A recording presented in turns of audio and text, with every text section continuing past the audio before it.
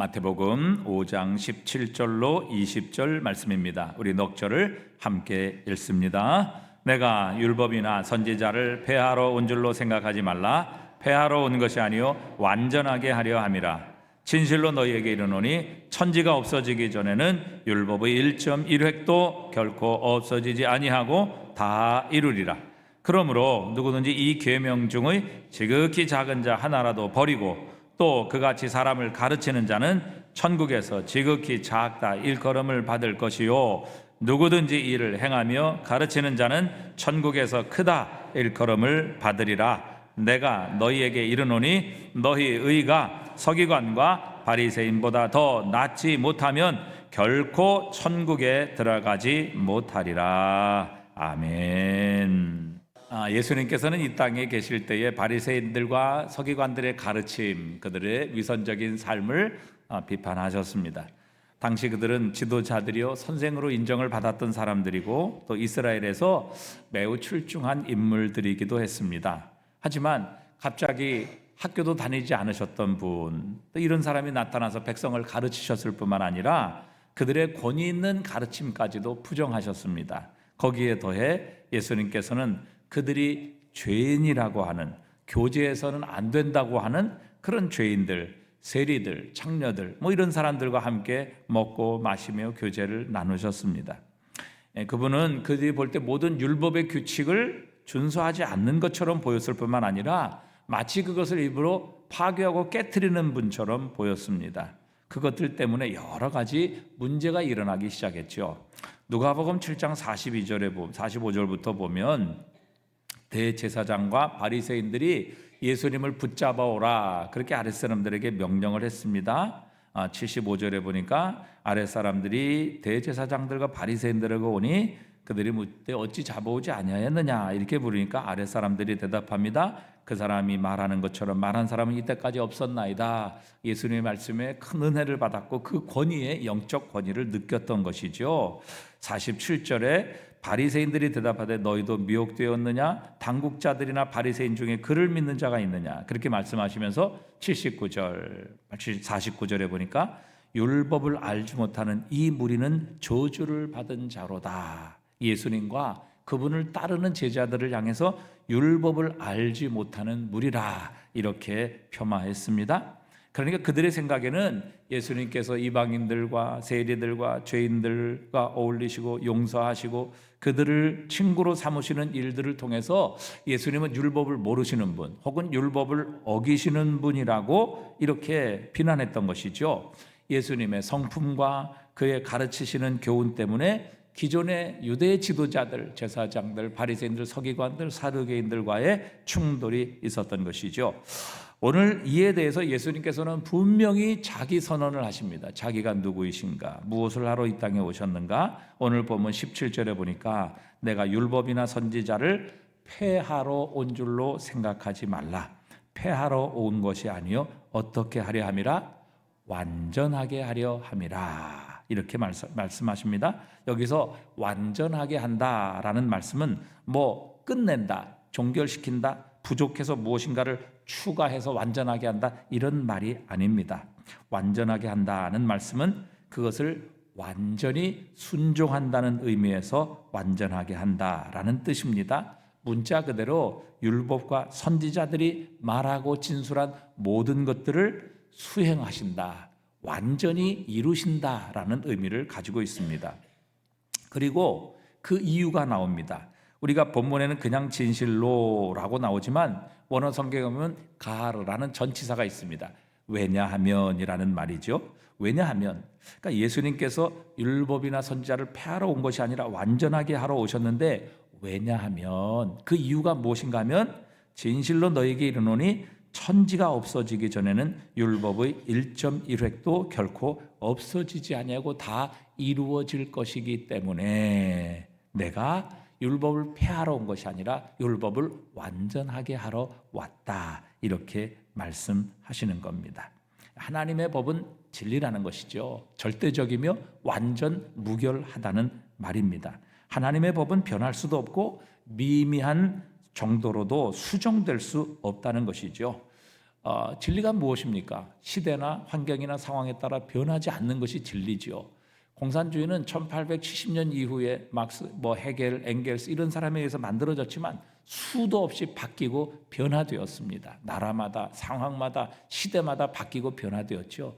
진리가 아니기 때문입니다. 그러나 하나님의 말씀은 진리입니다. 왜? 천지가 변할지라도 하나님의 말씀은 변하거나 패하거나 없어지지 아니하고 온전하게 이루어지기 때문입니다. 그래서 내가 진실로 너에게 이르노니 천지가 없어지기 전엔 율법의 1.1획도 결코 없어지지 않냐고 다 이루어질 것이기 때문에 내가 율법을 폐하러 온 것이 아니라 율법을 온전하게 하려 함이라, 완전하게 율법을 이루려 함이라, 이렇게 말씀하고 계시는 겁니다.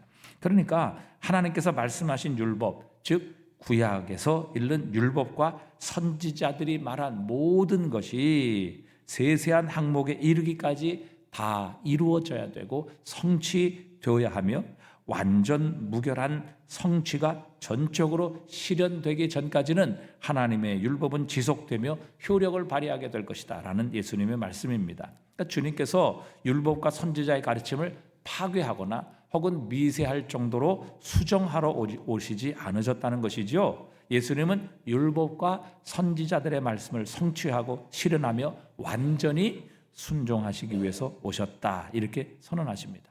그래서 예수님께서 오셔서 회당에서 하나님의 말씀을 가르치셨을 때 이사야 선지자의 글을 펴셔서 이렇게 읽으셨습니다. 누가복음 4장 17절부터 보니까요, 선지자 이사야의 글을 드리거늘 책을 펴서 이렇게 기록된 데를 찾으시니 곧 주의 성령이 내게 임하셨으니 이는 가난한 자에게 복음을 전하게 하시려고 내게 기름을 부으시고 나를 보내사 포로된 자에게 자유를, 눈먼 자에게 다시 보게 함을 전파하며 눌린 자를 자유롭게 하고 주의 은혜를 전파하게 하려 하심이라 하였더라. 책을 덮어 그 맡은 자에게 주시고 앉으시니 회당에 있는 자들이 다 주목하여 보더라. 21절 한번 다 같이 읽어보겠습니다. 이에 예수께서 그들에게 말씀하시되 이 글이 오늘 너희 귀에 응하였느니라 하시니, 이 글이 오늘 너희 귀에 응하였다. 즉 이사야 선지자가 예언하신 이 말씀이 오늘 예수님을 통해서 응했다, 이루어졌다, 성취되었다. 그래서 구약에 하나님께서 이 세상을 구원하시기 위해 포로된 자, 눈먼 자, 또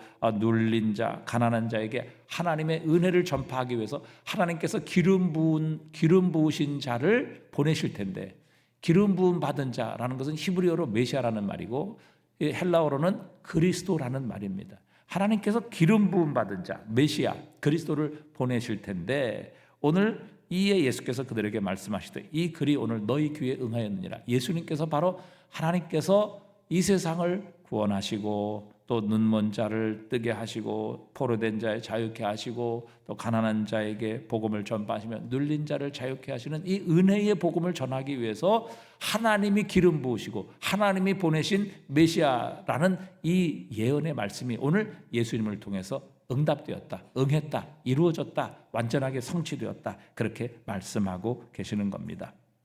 그래서 바울은 고린도서 1장 20절에서 하나님의 약속은 얼마든지 그리스도 안에서 무엇이 된다고요?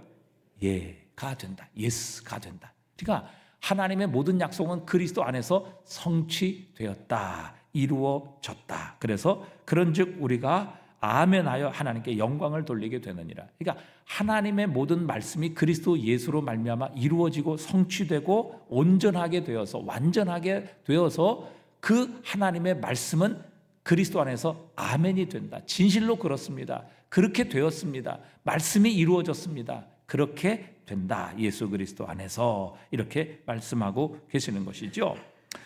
오늘 예수님께서 말씀하신 대로 예수님은 율법을 폐하러 오신 분이 아니라 율법을 성취하러 오신 분이시며 그분이야말로 율법을 온전히 지키시고 완전하게 하신 분이시다, 이렇게 선언하고 자기 선언을 말씀하고 계시는 겁니다.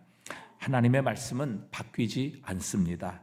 하나님께서는 자신의 뜻을 바꾸시거나 말씀하신 것을 다시 다르게 말씀하심으로 스스로를 부인하시는 분이 아니십니다. 그러기에 하나님의 말씀을 지키고 순종하면 우리는 흔들리지 않는 삶을 살게 되는 것입니다. 하나님의 말씀은 바뀌지 않고 변하지 아니하고 반드시 말씀대로 이루어지기 때문이지요. 그리고 하나님의 말씀에는 능력이 있습니다. 하나님은 말씀으로 천지 만물을 창조하셨습니다. 없는 것을 있게 하셨고 그가 부르시니 생기게 되는 역사가 일어나게 하셨습니다. 그래서 하나님의 말씀은 능력이 있고 하나님의 말씀은 영원합니다. 변하지 않습니다. 바뀌지 않습니다. 그러기에 우리의 삶을 그 영원한 하나님의 말씀 위에 세우게 되면 우리의 삶도 흔들리지 않습니다. 세상이 얼마나 바뀝니까? 얼마나 흔들립니까? 얼마나 달라지고 얼마나 변합니까? 그러나 말씀 위에 자신의 인생을 건축하는 자는 세상이 바뀌고 천지가 없어질지라도 변하지 않는 삶, 흔들리지 않은 인생이 되게 하시는 겁니다. 하나님의 말씀은 바뀌지 않고 변하지 않기 때문이죠. 그런 의미에서 하나님의 율법은 없어지는 것이 아니라 온전하게 성취되며 이루어져야만 한다, 이렇게 말씀하십니다. 자, 그런데 우리 가운데 이 하나님의 율법과 은혜에 대해서 굉장히 헷갈리시는 분이 계십니다. 어떤 분은 하나님께서 이스라엘에게 율법을 주신 이유가 율법을 잘 지켜서 구원을 받게 하시고 그 율법을 지킴으로 말미암아 우리가 하나님께 복을 받게 하신다라는 생각을 가지고 있습니다. 그래서 율법을 지키지 못하고 하나님의 말씀을 우리가 순종하지 못할 때 큰 죄책감을 느끼는 것이죠. 그래서 이런 분들은 하나님께서 이스라엘에게 율법을 주실 때에 내가 지금 너희에게 주는 이 율법을 잘 지키고 잘 순종하게 되면 너희는 구원받을 것이고 너희는 내 백성이 될 것이고 너희는 나에게 복을 받을 것이라, 이렇게 생각하시는 분들이 없지 않아 있다는 사실입니다. 그러나 이것은 잘못된 생각입니다. 왜요?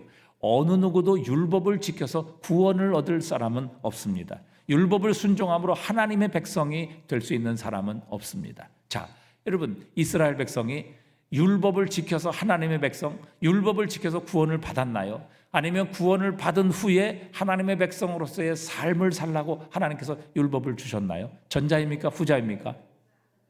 네? 전자예요? 후자예요? 잘 기억을 못 하시는 것 같아요. 자, 전자는 율법을 지킴으로 하나님의 백성이 되었느냐, 율법을 지킴으로 구원을 받았느냐 하는 것이고, 후자는 구원을 받았기 때문에 하나님의 백성으로서 어떤 법칙을 따라 살아야 되는가, 하나님 나라 백성은 어떤 삶을 살아야 되는가를 위해 하나님께서 율법을 주셨는가. 전자입니까? 후자입니까? 네, 후자죠. 이스라엘 백성이 율법을 지켜서 구원받은 것 아니고 구원받은 후에 하나님께서 시내 산에서 하나님의 백성은 이렇게 살아야 된다라는 법칙으로 하나님의 율법을 주셨습니다.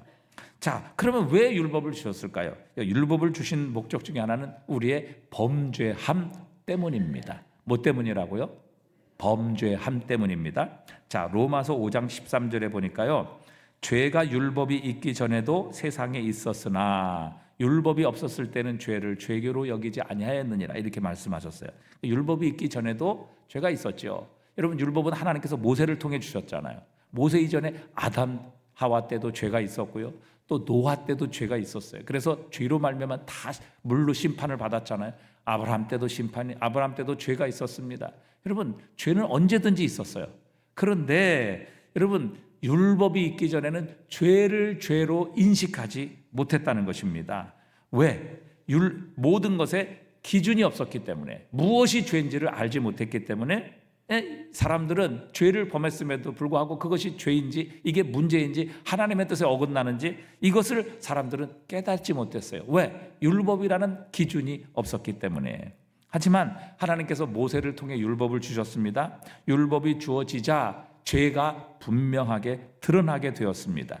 자신이 죄라고 여기지 않았던 것들도 죄로 드러나게 된 것입니다. 예를 들어서 우리가 여기 예수님께서 말씀하시잖아요. 옛사람에게 말하마 살인하지 말라. 그런데 예수님께서는 살인하지 않는 것만이 죄가 아니라 마음의 형제를 미워하는 것도 죄다. 왜? 미움을 통해서 결국 살인이 시작되기 때문에 그 동기, 그 원인까지도 그것은 죄다, 이렇게 말씀하세요.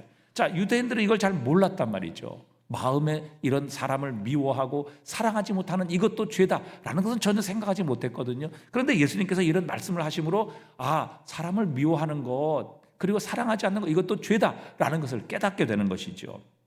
자, 그래서 로마서 5장 20절에도 보니까 율법이 들어온 것은 범죄를 더하게 하려 함이라, 그렇게 말씀하세요. 범죄를 더하게 하려 합니다. 그러니까 율법 때문에 죄를 더 많이 범하는 것이 아니라 이전에도 죄를 지었는데 이전에는 율법이 없었기 때문에 죄를 죄로 여기지 않았던 것입니다. 그런데 율법이 들어오니까 모든 것이 죄라는 것이 드러나게 된 것이죠. 그러니까 율법이 온 것은 하나님께서 그의 백성에게 요구하는 것이 무엇인지, 즉 하나님께서 택한 백성에게 무엇을 요구하는지, 어떤 삶을 요구하는지를 보여주십니다. 또 사람들이 하나님 앞에서 자신을 의롭다 하지 못하도록 하셔서 우리로 하여금 예수 그리스도에게로 우리를 이끌도록 하시기 위해서 하나님께서 이 율법을 주신 것입니다. 자, 갈라디아서 3장 24절에도 보니까 이같이 율법이 우리를 그리스도에게로 인도하는 초등교사가 되어 우리로 하여금 믿음으로 말미암아 의롭게 함을 얻게 하려 함이라. 그러니까 율법은 사실 우리를 구원하지 못한단 말이죠. 죄를 드러나게 한다는 것이죠. 그래서 우리 죄인이 구원을 받으려면 오직 예수 그리스도를 믿는 것밖에 없다는 것을 깨닫게 하셔서 율법이 우리를 죄로 인도한다. 그래서 초등학교 선생님처럼 우리에게 글도 가르쳐주고 우리가 어떤 삶을 살아야 될 것인가, 또 어떤 지식을 가져야 될 것인가를 인도하는 그런 율법이 초등교사가 되어서 우리를 예수님께로 인도하는 역할을 한다, 이렇게 가르쳐주고 계십니다. 자, 동시에 잘못된 은혜관을 가지고 있으신 분도 있어요. 그러니까 은혜와 율법은 완전히 별개의 것이며 율법과는 아무 상관이 없다. 우리는 율법으로 구원을 받지 못했기 때문에 우리는 율법과 아무 상관이 없다. 그래서 이것을 도덕 폐기론이라 이렇게 부르는데, 나는 율법과 상관이 없다. 나는 믿음으로 구원받았다. 하나님의 은혜로 구원받았기 때문에 나는 율법과 상관이 없다. 그래서 내 하고 싶은 대로, 또 내 죄 짓는 삶을 합리화하기 위해서 이 은혜론을 악용하는 사람들이 있다는 것이죠. 그들은 말하기를 나는 이제 더 이상 율법 아래에 있지 않다. 예수 그리스도께서 율법에서 나를 해방시키셨다. 그러므로 내가 내 마음대로 내가 원하는 대로 살 수 있는 이런 권리와 특권이 주어졌다, 이렇게 생각을 하는 것입니다. 그런데 바울은 로마서 6장에서 이 문제를 다루면서 이렇게 말씀하십니다. 로마서 6장 1절에 보니까요, 그런즉 우리가 무슨 말하리요? 은혜를 더하게 하려고 죄를 거하겠느냐? 그럴 수 없느니라. 죄에 대하여 죽은 우리가 어찌 그 가운데 더 살려? 그러니까 은혜 받은 사람은 더 이상 죄를 짓지 않는 삶으로 나아가게 된다, 이렇게 가르쳐주고 있습니다. 자, 여러분, 우리는 결코 율법을 지킴으로, 즉 하나님의 말씀을 온전히 순종함으로 구원을 얻지 못합니다. 갈라디아서 3장 10절에 보니까 우리 한번 같이 읽어보겠습니다. 무릇 율법 행위에 속한 자들은 저주 아래에 있나니 기록된 바 누구든지 율법 책에 기록된 대로 모든 일을 항상 행하지 아니하는 자는 저주 아래에 있는 자라 하였음이라. 또 하나님 앞에서 아무도 율법으로 말미암아 의롭게 되지 못할 것이 분명하니 이는 의인은 믿음으로 살리라 하였음이라. 그러니까 여러분, 어느 누구도 율법으로 구원을 얻을 수 없어요. 의롭다 하심을 얻을 수 없어요. 왜? 율법은 100% 지켜야 되고 항상 지켜야 되는 것이기 때문에 평생을 살다가 마지막에 율법 하나를 범해도 죄인으로 드러나게 되는 겁니다. 왜? 율법을 범했으니까. 그래서 율법으로는 구원을 얻을 수 없어요. 그래서 예수 그리스도께서 이 땅에 오신 겁니다. 우리를 위해 예수님이 온전히 율법을 순종하셨고, 또 무엇보다 우리가 받아야 될 율법의 저주, 즉 죄의 삭신 사망을 예수님께서 십자가에 우리 대신 짊어지시고 십자가에 피 흘리시고 모든 물을 쏟아 우리 대신 십자가에서 저주를 받아 주셨습니다. 그래서 예수 그리스도는 율법을 온전히 이루시고 성취하신 분이십니다. 우리 하나님의 율법 요구를 완전히 순종하셨을 뿐만 아니라 심지어 우리의 모든 율법의 저주까지도 짊어지시고 십자가에 죽으신 분이 우리 주 예수 그리스도이십니다. 그래서 우리는 예수 그리스도, 십자가에 달리신 예수 그리스도를 믿음으로 말미암아 구원을 얻는 것입니다. 이건 놀라운 은혜이지요. 자, 에베소서 2장 8절 우리 한번 다 같이 읽어보겠습니다. 너희는 그 은혜에 의하여 믿음으로 말미암아 구원을 받았으니 이것은 너희에게서 난 것이 아니요 하나님의 선물이라. 행위에서 난 것이 아니니 이는 누구든지 자랑하지 못하게 함이라. 여러분, 율법으로는 어느 누구도 구원을 얻을 수 있는 사람이 세상에 한 사람도 없습니다. 의인은 없나니 하나도 없도다. 율법은 100%를 지켜야 되고 하나라도 지키지 않으면 안 되며 항상 지켜야 되는 것이기 때문에 어느 누구도 하나님의 율법을 순종할 수 있는 사람, 100% 순종해서 그 행위로 하나님 앞에 구원을 얻고 하나님 앞에 의롭다함을 얻고 하나님의 나라에 들어갈 수 있는 사람은 세상에 한 사람도 없다. 그런데 하나님께서 우리를 구원하시기 위해 놀라운 은혜를 베푸셨는데 그게 무엇이냐면 예수 그리스도를 믿음으로 말미암아 율법으로 얻지 못하는 구원을 얻게 하신다는 겁니다. 예수 그리스도를 믿음으로 말미암아 율법으로는 의롭다 하심을 받지 못하던 우리에게 그리스도를 믿음으로 하나님이 우리를 의롭다 하시는 이 놀라운 은혜를 주신다는 겁니다. 이게 하나님의 은혜입니다. 여러분, 우리는 자격과 우리의 노력과 열심을 가지고 구원을 얻을 수 없습니다. 그런데 예수 그리스도를 믿음으로 말미암아 구원을 얻게 하시는 것은 하나님의 놀라운 은혜요, 하나님의 선물입니다.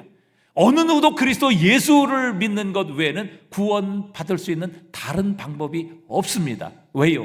행위로, 자신의 노력과 자격으로 하나님 앞에 구원을 받고 천국에 들어가고 하나님의 자녀가 되고 하나님 앞에 의롭다함을 얻을 수 있는 사람은 세상에 한 사람도 없기 때문입니다. 여러분, 우리가 이 율법의 저주에서 속량받았고 율법의 진노에서 구원받았기 때문에 그럼 우리는 율법과 아무런 관계가 없는가? 이제 더 이상 율법을 지킬 필요가 없느냐 하는 것입니다. 이제는 율법 없이 자신이 마음 내키는 대로 살아도 되느냐 하는 것이죠. 아닙니다. 여러분, 하나님께서 우리에게 예수 그리스도를 통해서 구원을 얻게 하시는 이 놀라운 은혜를 주셨습니다. 그래서 구원받은 저와 여러분은 대가를 받은 것이 아니라 은혜를 받은 것입니다. 여러분, 은혜는 무엇입니까? 자격이 되지 않는 자에게 주시는 하나님의 호의가 은혜예요. 은혜. 여러분, 우리가 은혜를 받았다라는 것, 즉 우리가 구원을 받았다는 것은 모두 하나님으로부터 우리가 하나님의 은혜를 받았다는 것을 의미해요. 왜? 어느 누구도 내 자격, 내 노력, 내 열심을 가지고는 구원을 얻을 수 없는데 예수 그리스도로 말미암아 구원을 얻게 하신 것은 전적인 하나님의 은혜, 즉 자격이 되지 않는 자에게 베푸시는 하나님의 호의란 말이죠. 저와 여러분은 사실 구원을 얻을 수 있는 자격이 되지 않아요. 하나님께서 율법을 따라 심판하셨다면 우리 모두는 하나님의 진노와 징계를 받아 마땅한 그런 죄인이었다고요. 그런데 이 죄인을 하나님께서 예수 그리스도를 믿음으로 말미암아 구원을 받게 하시고 하나님 앞에 의롭다 하심을 얻게 하시며 이제는 하나님의 아들, 딸이라 이렇게 불리움을 받는 하나님의 자녀로, 하나님의 가족으로 우리를 입양시켜 주신 것은 놀라운 하나님의 은혜라는 사실입니다. 그래서 저와 여러분이 구원을 받았다는 것은 하나님의 은혜를 받았다는 것을 의미하는 거예요. 하나님의 대가를 받았다면, 우리의 행한 일의 대가를 받았다면 우리는 심판받아야 됩니다. 영원히 지옥에 떨어져야 돼요. 하나님의 진노의 대상이고 죄의 삭신 사망을 맞이해야만 합니다. 그런데 우리는 우리의 행위를 따라 받은 것이 아니라 하나님의 은혜를 받았습니다. 그래서 우리는 믿음으로 말미암아 구원을 얻은 것이죠. 그래서 저와 여러분이 구원을 받았다라는 의미는 우리는 하나님으로부터 은혜를 받았다는 것을 의미합니다. 저와 여러분은 하나님의 은혜를 받은 자입니다. 자, 그러면 도대체 하나님께서 이 은혜를 주신 목적이 무엇이냐 하는 것입니다. 여러분, 우리가 율법을대로 살 수 없어서, 율법을 지킬 수 없어서 구원받지 못하고 하나님 앞에 정죄와 심판을 받아 마땅한 우리에게 하나님은 은혜를 주셔서 구원을 받게 하셨는데 이 은혜를 주신 목적이 무엇이냐 하는 것이죠. 하나님께서 은혜를 주신 목적은 우리로 하여금 하나님의 뜻인 율법을 지켜 행하게 하려 하심입니다. 왜 그렇습니까? 율법은요, 그분이 구원하신 백성들을 향한 하나님의 요구예요. 하나님께서 구원하신 백성은 이렇게 살기를 원하신다고요. 하나님의 백성은 이런 삶이 되기를 원하신다고요. 그 하나님의 구원받은 백성을 향한 하나님의 요구, 하나님의 요청, 하나님의 기대, 그게 율법이에요. 그래서 우리가 구원을 받았다면 이 구원받은 은혜를 가지고 우리는 하나님의 요구인 하나님의 율법, 하나님의 말씀을 순종하는 자리로 나아가야 한다는 사실이죠. 자, 여러분, 하나님의 뜻은 변치 않습니다. 하나님의 말씀은 바뀌지 않아요. 그래서 우리가 읽은 오늘 5장 18절에 보니까 진실로 너희에게 이르노니 천지가 없어지기 전에는 율법의 1.1획도 결코 없어지지 아니하고 다 이루리라, 그렇게 말씀하셨어요. 하나님의 율법은 다 이루어져야 된다는 것이죠. 그런데 우리가 그걸 이룰 수 없어요. 예수 그리스도를 믿음으로 하나님이 우리를 구원하신 은혜를 주셨어요. 하나님의 자녀가 되게 하셨어요. 이제는 그 은혜를 가지고 우리가 하나님의 요구인 율법을 이루게 하신다, 그 말입니다. 그래서 종교개혁자 마틴 루터는 율법은 우리를 그리스도에게로 밀어내지만 하나님의 은혜는 그리스도 예수 안에서 우리를 율법으로 또한 밀어낸다, 이렇게 얘기를 했어요. 그러니까 우리 율법으로는 구원받을 수 없어요. 하나님의 심판과 내가 죄인이라는 것이 드러날 수밖에 없어요. 그렇기 때문에 율법은 우리를 그리스도에게로 밀어내는 거예요. 왜? 그리스도 예수를 믿는 믿음 외에는 우리는 구원받을 다른 길이 없기 때문에, 오직 예수 그리스도를 믿음으로만 구원을 얻을 수 있기 때문에, 예수 그리스도의 십자가를 믿음으로만 하나님 앞에 의롭다 하심을 얻을 수 있기 때문에 율법은 우리를 그리스도에게로 밀어내는 거죠. 그리스도 예수 안에서 받은 이 하나님의 은혜는 우리로 하여금 이 은혜를 가지고 하나님의 요구요 하나님의 백성을 향한 하나님의 뜻인 율법으로 우리를 또한 이 은혜는 밀어낸다, 그렇게 표현을 하고 있습니다. 자, 그렇다면 어떻게 은혜는 우리를 율법으로 인도하느냐 하는 것이죠.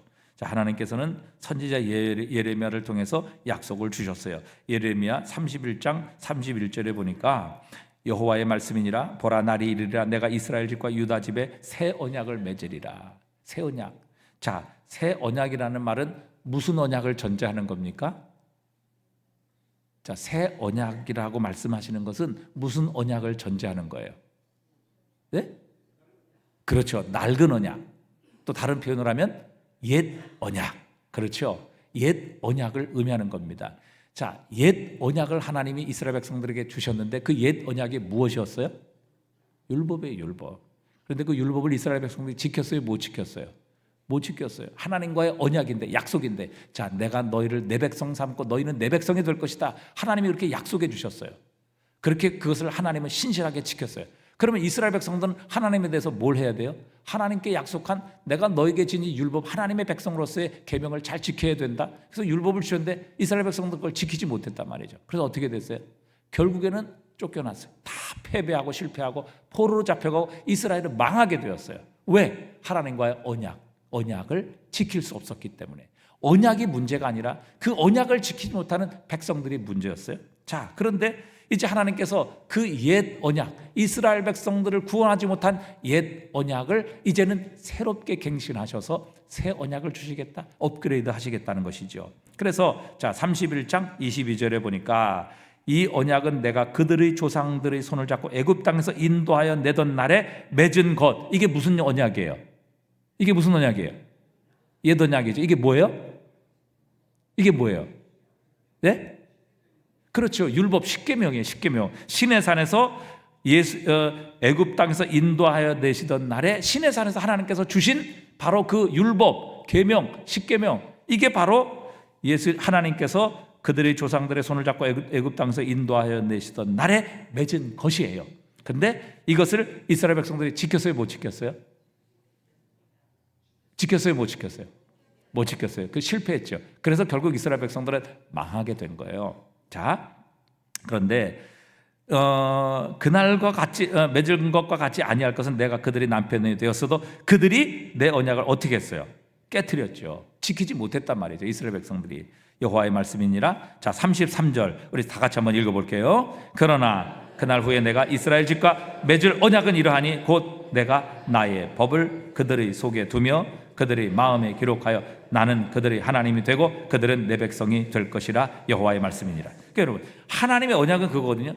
그들은 내 백성이 되고 나는 그들의 하나님이 될 것이다. 이게 하나님의 영원한 언약이에요. 놀라운 축복이죠. 여러분, 하나님의 백성이 된다. 그리고 하나님께서 나의 하나님이 되신다. 나의 아버지가 되신다. 여러분, 이것보다 더 큰 축복, 더 큰 특권이 어디에 있어요?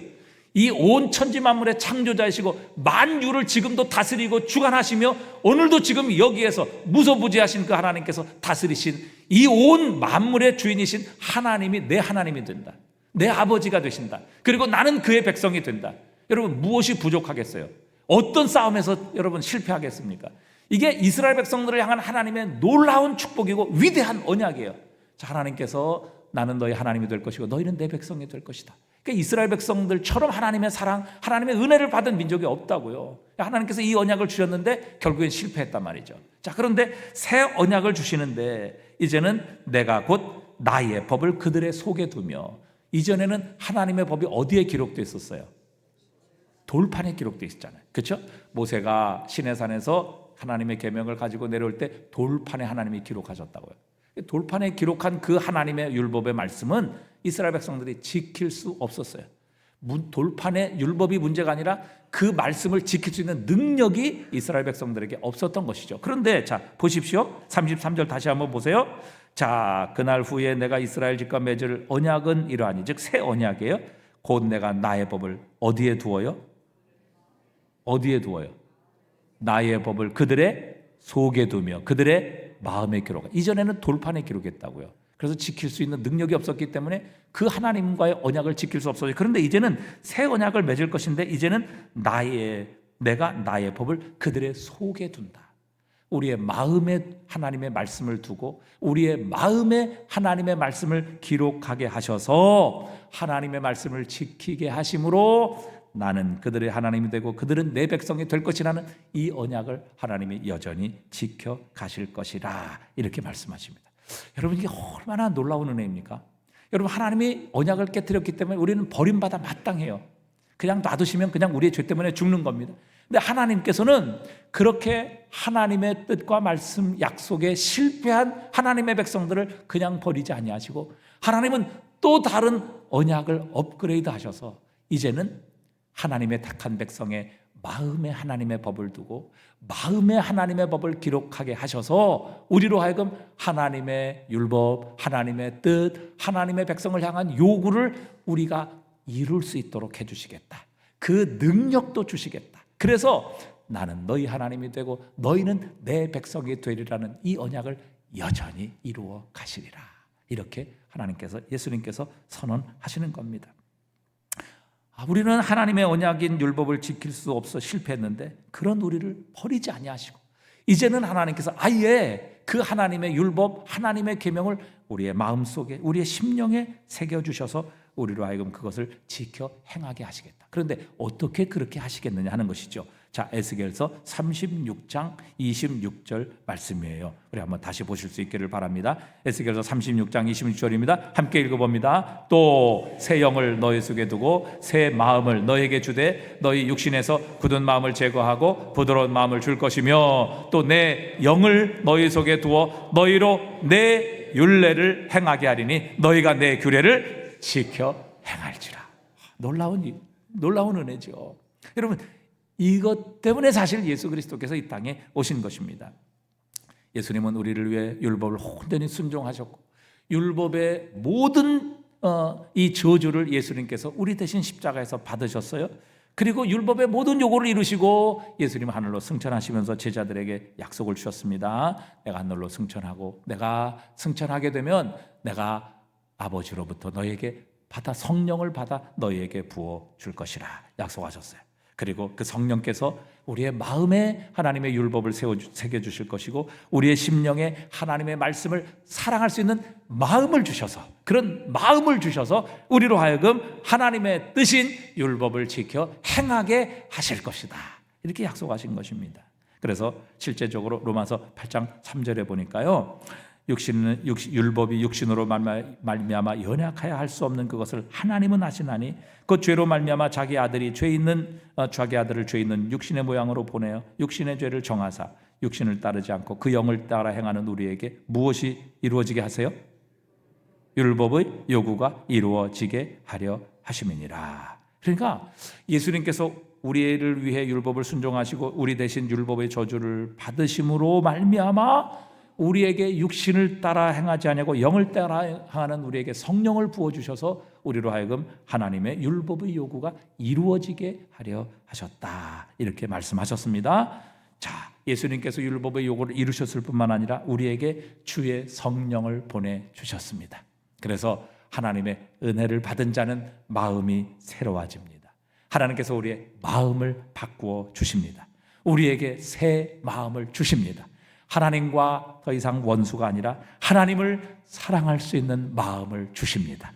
그 은혜를 깨닫고 그 은혜에 감사할 수 있는 심령을 우리에게 부어 주십니다. 그러므로 그 은혜로 인하여 우리로 하여금 하나님의 율법을 행할 수 있는 능력과 마음을 우리에게 성령을 통해 부어 주시는 겁니다. 그래서 우리로 하여금 육신을 따르지 않고 그 영을 따라 행하는 우리에게 율법의 요구가 이루어지게 하려 하심이라. 성령을 따라 행하게 될 때 예수님께서 부어주신 성령으로 말미암아, 예수님의 십자가로 말미암아 거듭나고 새 생명이 임한 우리에게 하나님의 성령을 부어주셔서 우리에게 새 마음을 주시고, 우리에게 하나님의 율법을 우리의 마음과 생각 속에 새겨주시고, 그 주님의 율법을 사랑하고 주님을 사랑할 수 있는 새 마음을 우리에게 부어주셔서 우리로 하여금 하나님의 율법의 요구를 이루어지게 하려 하심이라 말씀하고 계십니다. 여러분, 이런 의미에서 우리가 구원 받았다면 저와 여러분 모두는 다 하나님의 은혜를 받은 것입니다. 여러분, 이해가 되십니까? 우리가 구원을 받았다면 우리 모두가 다 하나님의 은혜를 받은 거예요. 왜? 은혜를 받지 않고는 어느 누구도 구원을 얻을 수 없기 때문에. 우리가 율법을 지켜서 구원을 얻을 수 없잖아요.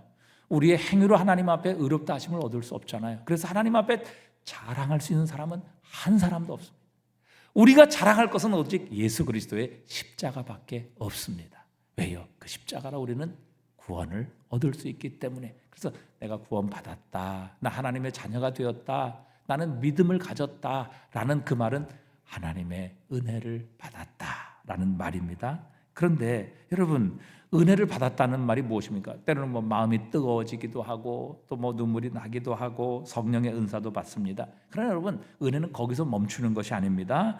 하나님께서 이렇게 은혜를 주시는 목적이 무엇입니까? 우리의 마음을 새롭게 하시고 우리의 마음을 흥분시키시고 감동 주시고 성령의 은사도 주시고, 물론 그것도 하나님의 은혜의 방편입니다만은 은혜를 주시는 궁극적인 목적은 우리로 하여금 하나님의 백성으로서 의롭게 살게 하시기 위함입니다. 다른 말로 하면 하나님의 율법을 이루게 하려 하심입니다. 하나님의 백성다운 삶을 살게 하시기 위함입니다.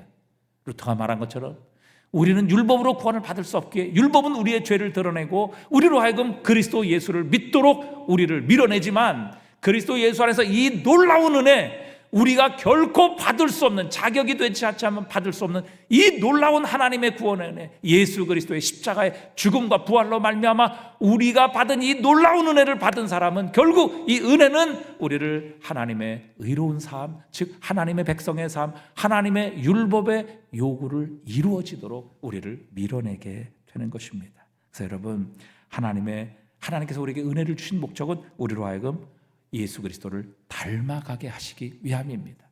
우리가 의로운 삶을 살게 하시기 위함이에요. 자, 오늘 우리가 21절부터 보면 쭉 이제 의로운 삶에 대해서 나옵니다. 어떤 게 과연 의로운 삶이고 어떤 게 과연 율법의 요구를 이루는 것인지 예수님이 쭉 7장까지 계속 말씀하세요. 그러니까 오늘 본문은 어찌 보면 서론입니다. 서론. 하나님께서 왜 우리에게 은혜를 주셨고 은혜를 주신 목적이 무엇인가? 율법을 폐하러 오신 것이 아니라 율법을 온전하게 하시기 위해서 오셨다. 그리고 하나님의 율법은 1.1획도 천지가 없어지기 전에는 반드시 다 이루어지는 것이다. 그렇게 말씀하고 계시는 겁니다. 여러분, 은혜 받으면 우리가 하나님 사랑하게 됩니다. 그리고 하나님을 사랑하게 되면 어떻게 됩니까? 하나님의 계명을 지키게 되는 것이죠. 요한복음 14장 21절에도 나의 계명을 지키는 자라야 나를 사랑하는 자니, 나를 사랑한 자는 내 아버지께 사랑을 받을 것이요 나도 그를 사랑하여 그에게 나를 나타내리라. 여러분, 은혜 받으면 우리가 하나님 사랑하게 되고 우리를 위해 이 땅에 오시고 십자가 지시고 다시 사신 예수 그리스도를 사랑하게 됩니다. 사랑하는 것은 그저 감정이 아니라 바로 그분의 계명을 구체적으로 순종하는 것, 그것이 바로 우리 하나님 사랑하는 것이고 우리를 위해 죽으시고 다시 사신 예수님을 사랑하는 것이다. 성령이 오시면, 은혜 받으면 우리는 예수님 사랑하는 마음이 생겨나게 하십니다. 그 예수님 사랑하는 마음으로 우리 주님의 계명인 율법, 하나님의 요구, 하나님의 말씀을 순종하게 하시는 겁니다. 그래서 마태복음 우리가 읽은 5장 19절에도 그러므로 누구든지 이 계명 중에 지극히 작은 자 하나라도 버리고 또 그와 같이 사람을 가르치는 자는 천국에서 지극히 작다 일컬음을 받을 것이요 누구든지 이를 행하며 가르치는 자는 천국에서 크다 일컬음을 받으리라. 말씀하시는 이유도 여기 있죠. 그래, 우리가 우리의 자격과 노력으로 받을 수 없는 것을 하나님의 은혜로 주셨기 때문에 이 은혜를 받은 자들은 결국 뭐예요? 하나님의 요구요, 하나님의 백성을 향한 하나님의 기대인 율법으로, 하나님의 뜻으로 우리는 돌아가게 된다는 것입니다. 그래서 주님께서 다시 마태복음 7장에서 강력하게 주장하셨어요. 마태복음 7장 21절입니다. 다 같이 읽어봅니다. 나더러 주여 주여 하는 자마다 다 천국에 들어갈 것이 아니요 다만 하늘에 계신 내 아버지의 무엇대로 아버지의 뜻대로 행하는 자야 들어가리라. 예수님 선언하셨어요. 여러분, 주여 주여, 여러분 교회 다닌다고 여러분 천국 들어가는 거 아니라는 것이지요. 그리스도 예수의 이 은혜를 깨달아 우리의 마음에 하나님 사랑하는 마음, 우리를 위해 죽으시고 다시 사신 예수 그리스도를 사랑하는 마음 때문에 우리가 하나님의 뜻을 행하기를 즐겨워하고 그 하나님을 사랑하기 때문에 그분의 뜻을 기쁨으로 순종하는 이 삶을 살게 되는 그 인생이야말로 진짜 구원받은 사람이며 또한 그 사람이야말로 천국에 들어갈 사람임을 우리에게 가르쳐주고 계십니다. 그래서 여러분, 우리가 구원받았다는 것은 하나님의 은혜를 받았다는 것을 의미한다고 말씀드렸죠. 은혜를 받았다는 것은 하나님께서 우리에게 놀라운 성령을 부어주셔서 이제는 우리의 마음에 하나님의 말씀을 순종할 수 있는 마음과 힘과 능력을 주셨다는 것을 의미합니다. 그래서 여러분, 우리가 은혜를 받았다면, 은혜를 받은 하나님의 사람이라면, 구원을 받았다면 여러분, 우리는 결국 궁극적으로 예수 그리스도를 닮아가야 합니다. 하나님의 뜻에 순종해야 합니다. 의로운 삶을 살아가야 합니다. 그것이 바로 은혜를 받았다는 증거입니다. 여러분, 은혜 받았다고 해서 뭐 기쁘고 감사하고 여기에 은혜가 멈춰서는 안 된다는 것이죠. 은혜 받았으면 그 받은 은혜를 가지고 우리는 의의 삶으로 나아가야 합니다. 예수 그리스도를 닮아 의로운 삶, 하나님의 율법을 기쁨으로 순종하고 하나님을 사랑함으로 그의 계명을 지키는 삶으로 나아가야 한다는 사실이죠. 그래서 여러분, 여기 있는 모든 계신 분들이 내가 하나님의 은혜를 받았다, 은혜로 구원받았다 라고 생각되시면 우리는 의로운 삶, 예수 그리스도를 닮아가는 삶으로 나아가게 되는 겁니다. 생각해 보세요. 여기 있는 모든 분들이 내가 하나님의 은혜 받았고 이 은혜가 나를 하나님의 율법, 하나님의 계명, 하나님의 의로운 삶으로 나를 밀어낸다. 그래서 내가 예수 그리스도를 닮은 삶, 의로운 삶을 살아간다면 여러분, 주님께서 말씀하신 그대로 우리는 이 세상에서 소금이요 빛의 삶을 살아가게 되는 겁니다. 우리 모든 한 사람 한 사람이 다 작은 그리스도가 되는 것입니다. 그것을 우리가 영어에서 크리스찬이라 이렇게 부르는 거예요. 작은 예수라는 거예요. 그래서 여러분, 우리가 이 은혜로 말미암아 의로운 삶으로 나아가게 될 때, 즉 은혜로 말미암아 예수 그리스도를 닮아가는 삶을 살게 될 때, 여러분, 우리 한 사람 한 사람이 작은 예수가 되어서 우리의 입술을 통해서 예수 그리스도의 복음이 전해지고, 우리의 손길을 통해서 그리스도 예수의 사랑이 증거되고, 우리의 발길을 통해서 예수 그리스도의 놀라운 은혜가 이 세상에 전파되고 드러나고 나타나게 하시는 겁니다. 여러분, 그래서 우리가 가는 곳에 그리스도 예수께서 계시는 거예요. 왜? 우리 안에 계신 그리스도, 나에게 베푸신 그 은혜로 인하여 이제는 그리스도를 닮아가는 삶을 통해서 이제는 작은 예수가 된 우리를 통하여 우리의 가정에 예수님이 오시는 겁니다. 우리의 일터와 직장에 예수님이 계시는 겁니다. 우리가 만나는 사람들 가운데 예수님께서 임재하시는 것입니다. 왜? 주님께서 내 안에 계시고 나를 통하여 오늘도 말씀하시고 그 사랑을 베푸시고 내 발길을 통하여 그리스도 예수의 생명과 그분의 복음을 전하시기 때문이지요. 여러분, 우리는 은혜를 받았습니다. 그러기에 우리는 의로운 삶으로 나아가야 합니다. 은혜 받은 그 자리에서 멈추는 것이 아니라 은혜를 받았기 때문에 이 은혜는 우리로 하여금 예수 그리스도를 닮아가게 만들고 의로운 삶으로 나아가게 만들고 하나님께서 하나님의 백성들에게 요구하시는 율법을 지키는 순종의 삶으로 나아가게 된다는 것입니다.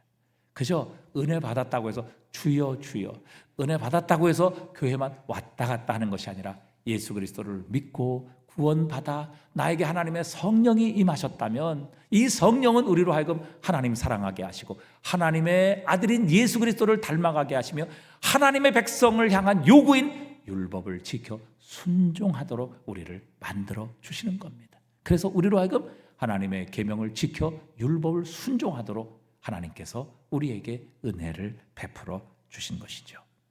저와 여러분, 오늘 은혜를 받았습니까? 은혜를 알고 계십니까?